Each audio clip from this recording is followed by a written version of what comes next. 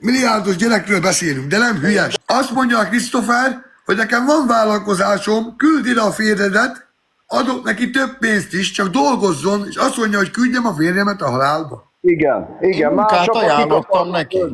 Bianca, erről mi a véleményed? Hát nem értem, hogy mire kell a pénz. Tehát most, hogyha tényleg Magyarországon vannak, és nem a külföldi orvosra kellett a pénz, akkor mire? Nekem azt mondta, hogy kezelésre kell a pénz. Én azért indultam el, mert ott van a bátyám, a Lőniczalvi Zoltán középen. Én nála voltam lent, mert nem láttam a bátyámat 10 éve. Lementem, hogy jól érezzük magunkat, és azt mondta, hogy a gyereknek kezelésre kell a pénz. Azonnal ott hagytunk csapott papot, a testvérémet mindent, és elindultunk, de szerintem láttad azt a élőadást, ha nem, akkor ajánlom, hogy nézd meg. Tovább megyek. Mondja, hogy a szállításra kell, meg erre-arra. Nekem vannak barátaim, 100 millió fontos autójuk van, elektromos, nem kerül semmilyen pénzbe, megkérem őket, és A-ból B-be, ha kell, Amerikába kiviszik őt. Ő neki ez se nem jó.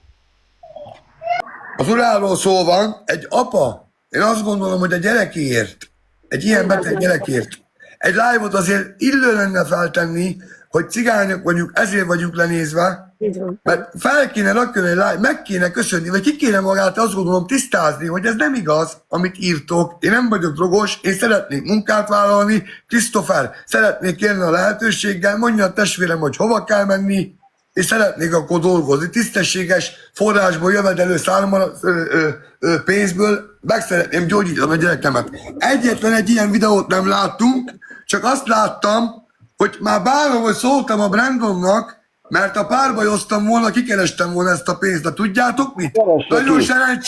Nagyon szerencsés párbajozást kívánok neki. Mindig a jó szívem visz engem bele a bajba, hogy elmegyek egy koncertre, hogy dobjam szét a pénzt neki, meg a Hannácskának, a végén szilánkosra van törve az orrom, meg kirabolják a láncomat. Karma dolgozik, és vannak jó emberek, és segítenek nekem pont ezért, mert látják ezt. Engem senki nem hívott fel azzal, mint te, meg a Christopher, hogy te, tesó, tudsz hova menni? Van mit tegyél? Meg segítünk neked. Engem senki nem hívott fel, úgy, mint ti ketten, meg a Davidet hozzárakom, hogy tisztelet a kivétel, meg a GVM-et. Ezen a 4 emberen kívül engem senki nem hívott fel. Lezárva a szavamat, mert itt már 10 000-en vagyunk nálam, lezárva a szavamat, tegyünk erre egy pontot, én azt gondolom, munkát ajánlott a Christopher testvérem, küldjem az uramat a halálba. Hát akkor nem, akkor már megfogja a Christopher, eladja a házát, meg a Penny, és akkor adják majd nekik a pénzt, átutalja neki. A modern rend, tisztességes pénzt kínáltam neki. Munkát, Engem még az érdekelne, Brandon, hogyha te annó nem engeded be a live-odba, akkor most mi lenne velük? Tesó, Hát ezt kérdeztem én is az előbb. Tehát, én már Bianca válaszolva a kérdésedre, én már tudod, mit mondanák szívem szerint? Azt mondta, hogy neki ez sok.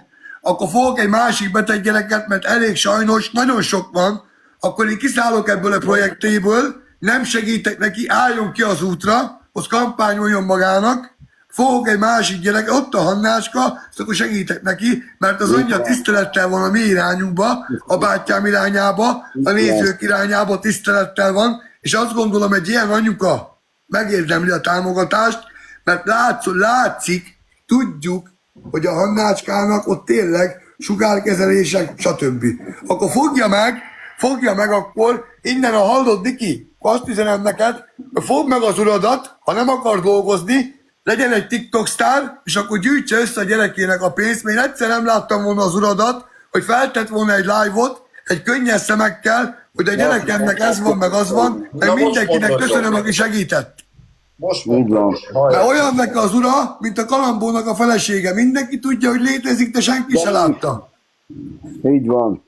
A gyerekek, Én amondó vagyok, hogy ezt zárjuk le annyival, srácok, de nem, mondjátok, hogyha nem jól mondom, hogy annyi már lett segítve, hogy még jövőre is ingyen utazhatnak, már meg lett oldva, hogy még a jövő évi tank is megvan. És innentől kezdve hagyni kell a picsába az egészet. Bianca. Azt segít, aki akar, én kiszálltam. Tehát, hogy én már nem segítek tankolni. Én ugyanez.